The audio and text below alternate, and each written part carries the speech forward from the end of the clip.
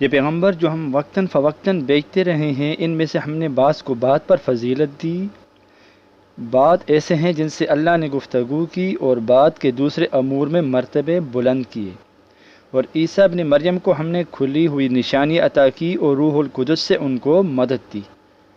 اور اگر اللہ چاہتا تو ان سے پچھلے لوگ اپنے پاس کھلی نشانی آنے کے بعد میں آپس میں نہ لڑتے، لیکن انہوں نے اختلاف کیا، تو ان میں سے بعض تو ایمان لے آئے اور بعض کافر ہی رہے۔ اور اگر اللہ چاہتا تو یہ لوگ باہم جنگ و قتال نہ کرتے، لیکن اللہ جو چاہتا ہے کرتا ہے۔ اے ایمان والو، جو مال ہم نے تم کو دیا ہے اس میں سے اس دن کے آنے سے پہلے خرچ کر لو، جس میں نہ اعمال کا سودا ہو اور نہ دوستی اور سفارش ہو سکے، اور کفر کرنے والے لوگ ظالم ہیں۔ اللہ وہ معبود برحق ہے کہ اس کے سوا کوئی عبادت کے لائق نہیں، زندہ ہے، سب کو تھامنے والا، اسے نہ اونگ آتی ہے نہ نیند، جو کچھ آسمانوں میں اور جو کچھ زمین میں ہے سب اسی کا ہے۔ کون ہے کہ اس کی اجازت کے بغیر اس سے کسی کی سفارش کر سکے؟ جو کچھ لوگوں کے روبرو ہو رہا ہے اور جو کچھ ان کے پیچھے ہو چکا ہے اسے سب معلوم ہے، اور لوگ اس کی معلومات میں سے کسی چیز میں دسترس حاصل نہیں کر سکتے، ہاں جس قدر وہ چاہتا ہے اسی قدر معلوم کرا دیتا ہے۔ اس کی بادشاہی اور علم آسمان اور زمین سب پر حاوی ہے، اور اسے ان کی حفاظت کچھ بھی دشوار نہیں، وہ بڑا عالی مرتبہ جلیل القدر ہے۔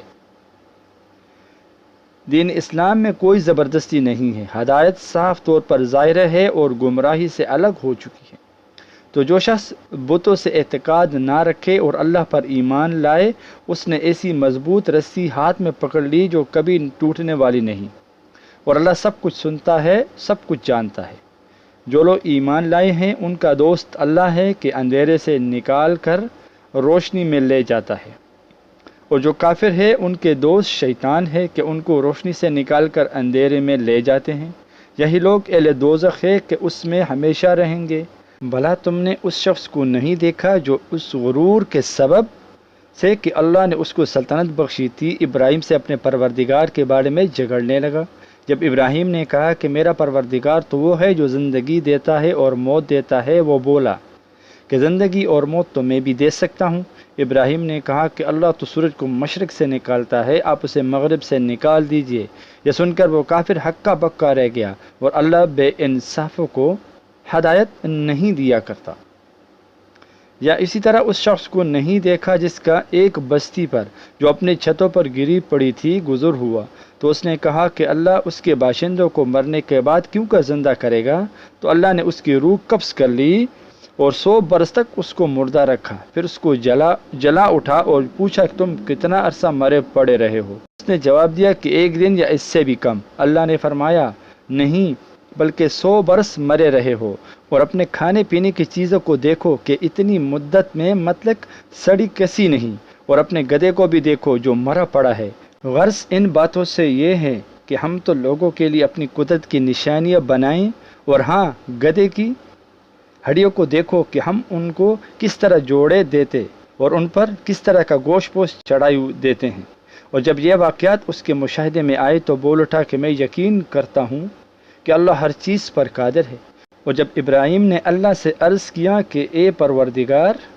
مجھے دکھا کہ تم مردوں کو کیوں کر زندہ کرے گا، اللہ نے فرمایا کہ تم نے اس بات کا یقین نہیں کیا؟ انہوں نے کہا کیوں نہیں، لیکن میں دیکھنا اس لیے چاہتا ہوں کہ میرا دل اطمینان کامل حاصل کر لے۔ فرمایا کہ 4 پرندے لے آؤ، پھر ان کو اپنے سے ملا لو اور ان کے ٹکڑے ٹکڑے کر دو، پھر ان کا ایک ایک ٹکڑا ہر ایک پہاڑ پر رکھ دو، پھر ان کو بلاؤ، وہ تمہارے پاس دوڑتے چلے آئیں گے، اور جان رکھو اللہ غالب ہے، صاحب حکمت ہے۔ جو لوگ اپنا مال اللہ کی راہ میں خرچ کرتے ہیں، ان کے مال کی مثال اس دانے کی سی ہے جس سے 7 بالیاں اگیں اور ہر ایک بال میں 100 دانے ہوں، اور اللہ جس کے اجر کو چاہتا ہے اور زیادہ کرتا ہے، اور اللہ کشائش والا ہے، سب کچھ جاننے والا ہے۔ جو لوگ اپنا مال اللہ کے راستے میں صرف کرتے ہیں، پھر اس کے بعد نہ اس کا خرچ کا کسی پر احسان رکھتے ہیں اور نہ کسی کو تکلیف دیتے ہیں، ان کا صلہ ان کے پروردگار کے پاس تیار ہے، اور قیامت کے روز نہ ان کو کچھ خوف ہوگا اور نہ وہ غمگین ہوں گے۔ جس خیرات کے دینے کے بعد لینے والے کو ایذا دی جائے اس سے تو نرم بات کے دینی اور درگزر کرنا بہتر ہے، اور اللہ بے نیاز ہے، بردبار ہے۔ مومنو، اپنے صدقات و خیرات احسان رکھنے اور ایذا دینے سے اس شخص کی طرح برباد نہ کر دینا جو لوگوں کو دکھاوے کے لیے مال خرچ کرتا ہے اور اللہ روز آخر پر ایمان نہیں رکھتا۔ اس کے مال کی مثال اس چٹان کی سی ہے جس پر تھوڑی سی مٹی پڑی ہو اور اس پر زور کا می برس کر اسے صاف کر ڈالے۔ اسی طرح یہ ریاکار لوگ اپنے اعمال کو کچھ بھی صلہ حاصل نہیں کر سکیں گے، اور اللہ ایسے ناشکر کو ہدایت نہیں دیا کرتا۔ اور جو لوگ اللہ کی خوشنودی حاصل کرنے کے لیے اور خلوص نیت سے اپنا مال خرچ کرتے ہیں، ان کی مثال ایک باغ کی سی ہے جو اونچی جگہ پر واقع ہو۔ جب اس پر زور کا مے پڑے